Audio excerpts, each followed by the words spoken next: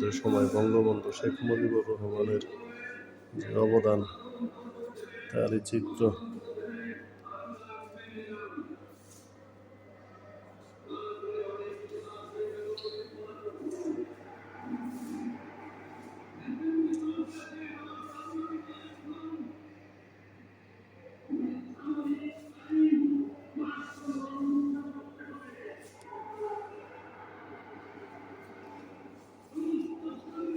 আসলে ভিতরে ভিডিও করা নিষেধ, তো এই কারণে মানে ভয়ে ভয়ে ভিডিও করতেছি, অনেক কিছুই বোঝা যায় না।